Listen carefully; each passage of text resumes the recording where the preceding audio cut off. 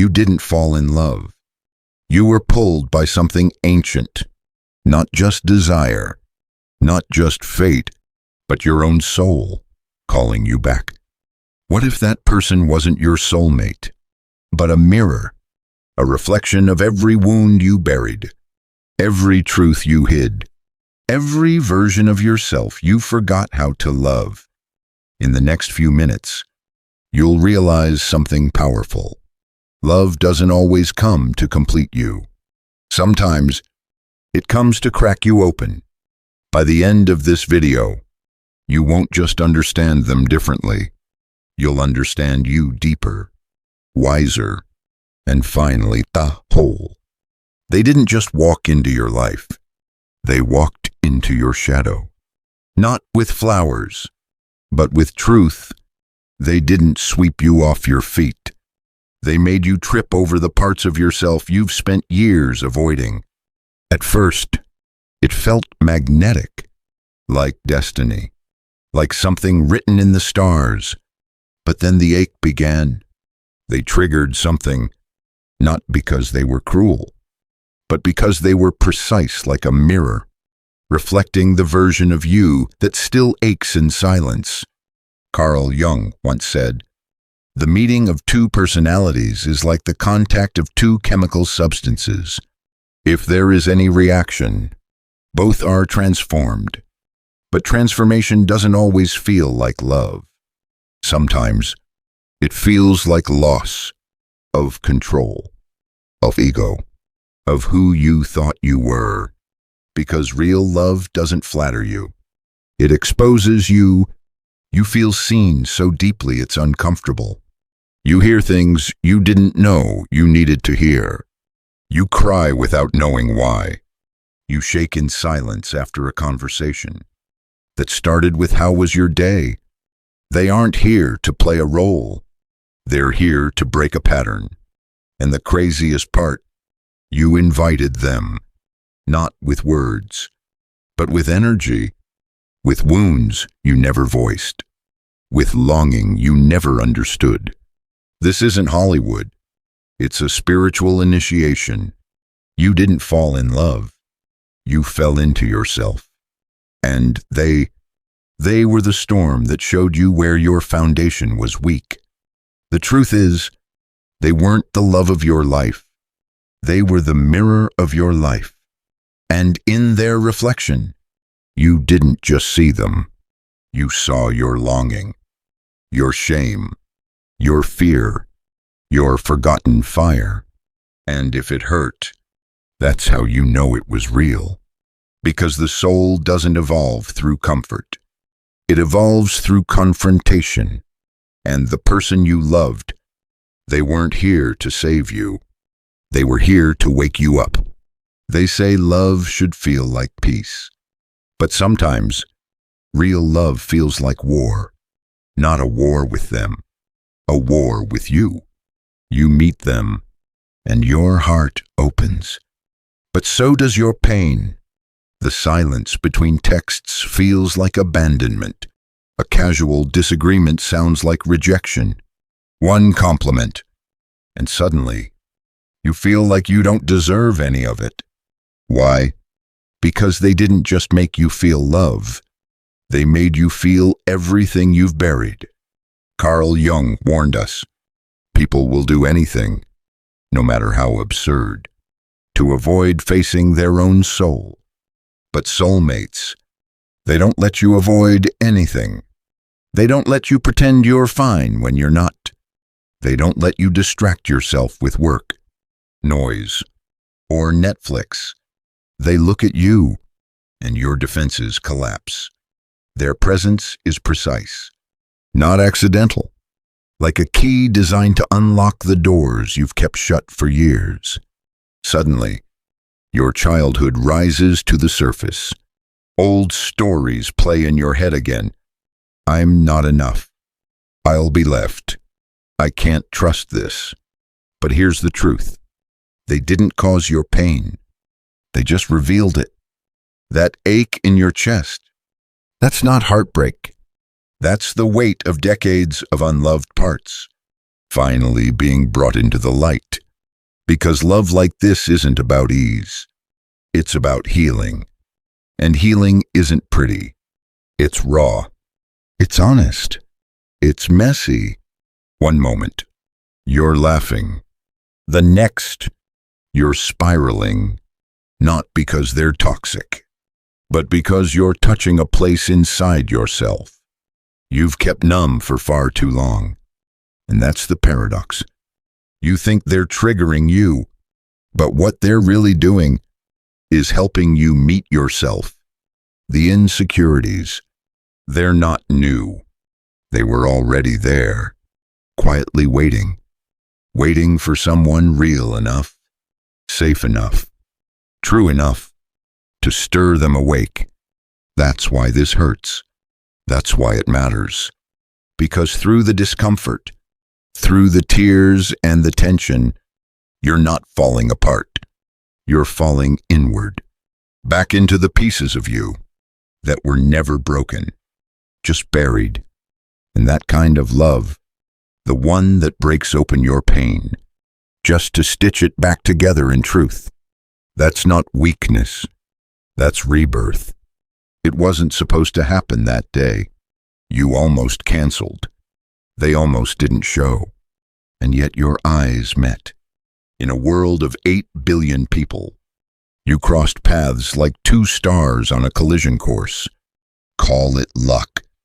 Call it fate. But Carl Jung had another word for it. Synchronicity. A meaningful coincidence.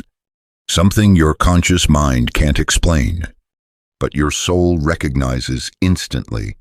You felt it. That moment. That shift. Like time paused just long enough for the universe to whisper, "This is it." It didn't make sense. You had plans. They had wounds.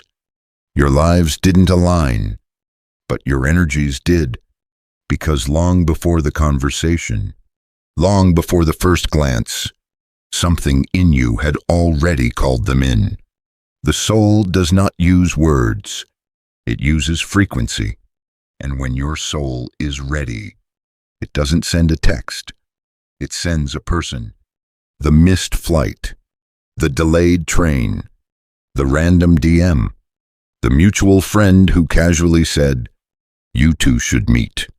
None of it was random. It was a breadcrumb trail.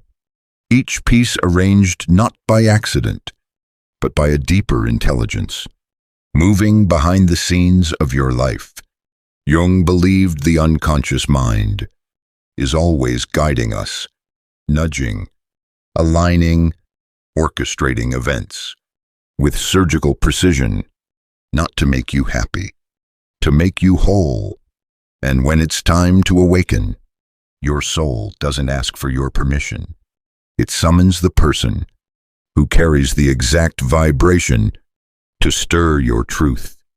You don't always get clarity.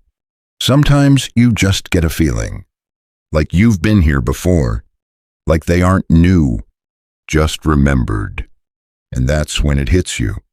This isn't the first time you've met. It's just the first time you were awake enough to notice. So when you look back and ask, how did we even meet? Remember, you didn't just bump into them. Your soul signed a contract long before your body ever arrived. And that meeting, that impossible, beautiful, chaotic meeting, it wasn't coincidence. It was the universe answering. A prayer your ego forgot you whispered. You've spent your whole life becoming someone, the strong one, the smart one, the one who never asks for help. You built your identity like armor, not to deceive, but to survive. Carl Jung called it the persona, the mask we wear to be accepted in a world that taught us our truth was too much. But then they walked in, and suddenly the mask didn't work. They didn't fall in love with your charm, your confidence, your curated version of self. They looked straight through it, and what they saw was the part of you that you forgot existed. Not the version polished for praise, but the one that trembles in silence, the one that dreams wildly, feels deeply, and fears being too much for the world to hold. Being seen like that, it doesn't feel romantic. It feels terrifying. It feels like standing naked in front of someone holding a mirror that shows not just your beauty, but your wounds. And yet, they stay. They don't try to fix you. They don't ask you to perform. They don't applaud your mask.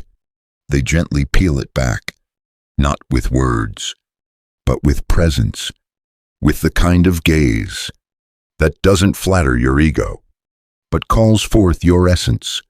And that's why you can't explain it, because it doesn't feel like falling in love. It feels like being remembered.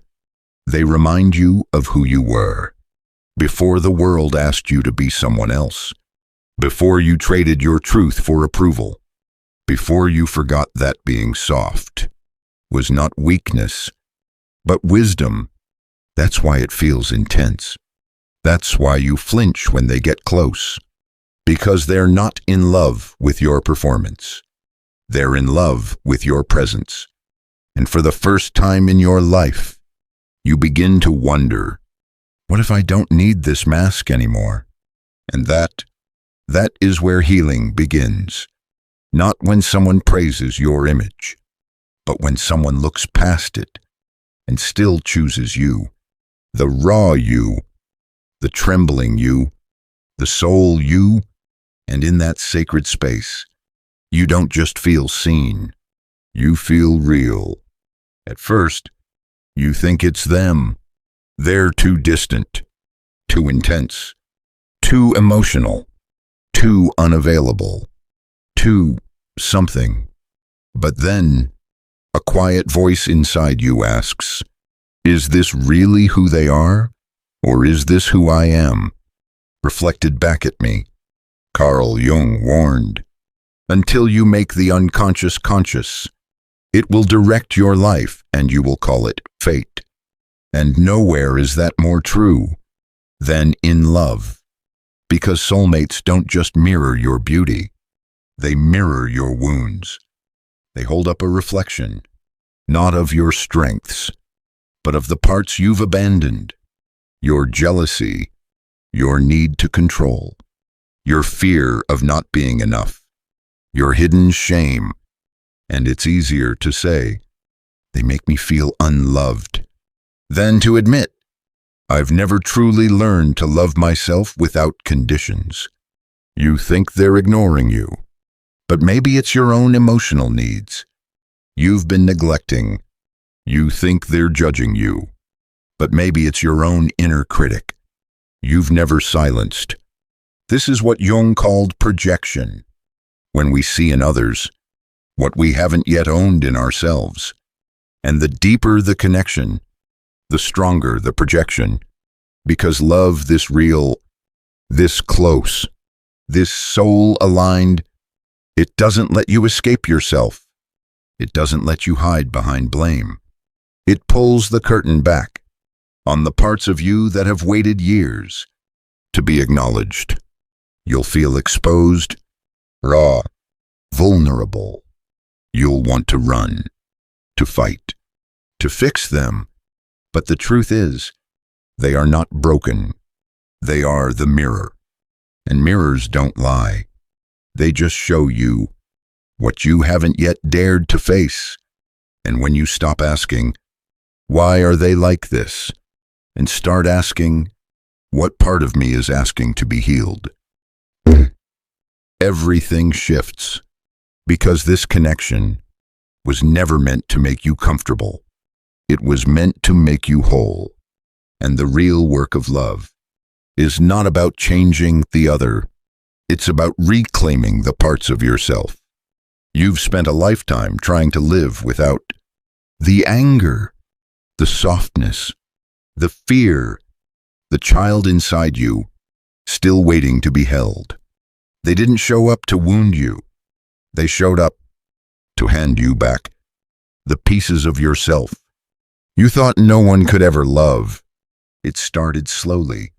A conversation, a spark, a connection that felt like magic. Then, everything began to fall apart. Old friendships faded. Your routine lost meaning. The dreams you once chased, they suddenly felt empty.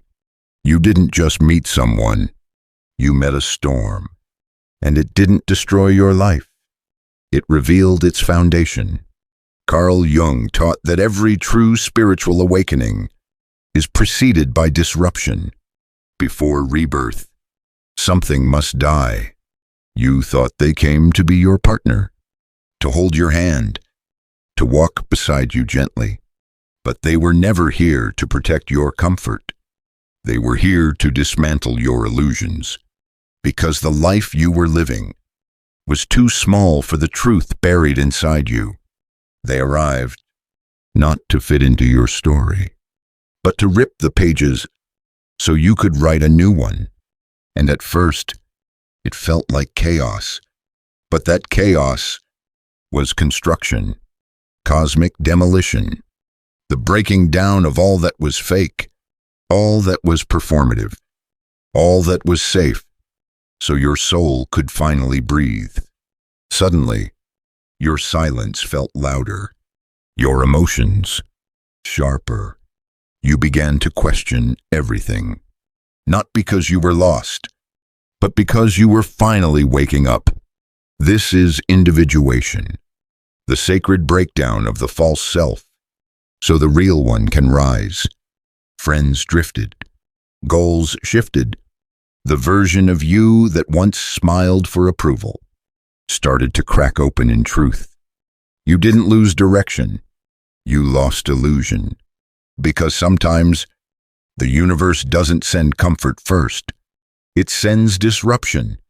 A person who doesn't fit into your plan because your plan was too small for who you're meant to become. And that's how you know it's real. Because it didn't just change your feelings. It changed your life. This isn't heartbreak. It's awakening. Not a breakdown, but a breakthrough. They weren't a detour. They were the alignment, the shaking you're feeling. It's not the end of your world. It's the beginning of your truth. We've been told a lie, that we are half. That love is about finding our missing piece. That someone out there is the answer to everything we don't feel inside. But the truth, you were never broken. You were never missing. You were never half. They didn't come to fix you. They came to mirror you. The real you. The one buried under years of proving, pleasing, performing. Carl Jung shattered the illusion when he said, "Wholeness is not achieved by cutting off a portion of one's being, but by integration." They didn't arrive to give you something you lack.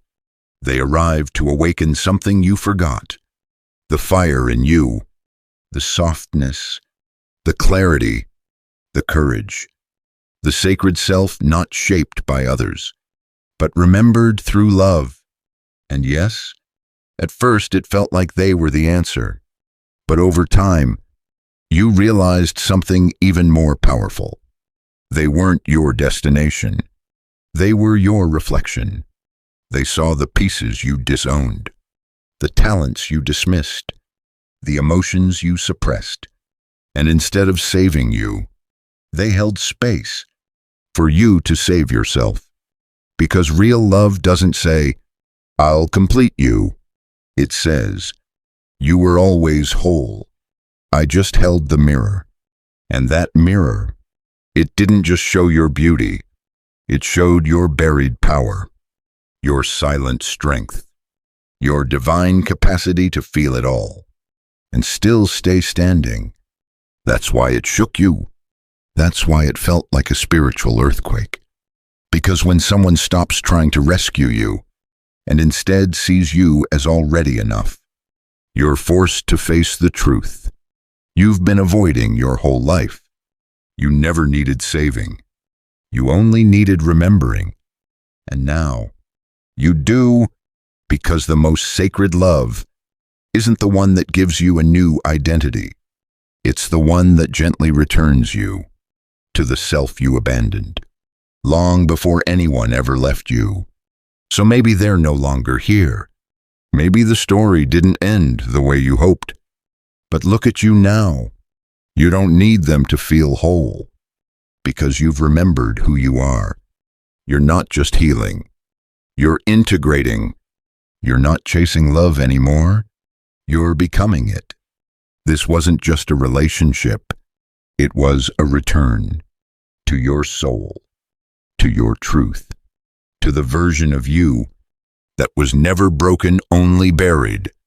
And if this spoke to something deep inside you, if it stirred something quiet but real, then let that be your sign. You didn't lose them. You found you. Now breathe. Let that truth settle in your chest. And when you're ready to keep going, we'll be here, whispering healing, one truth at a time. Until next time, be gentle with yourself. You're coming home.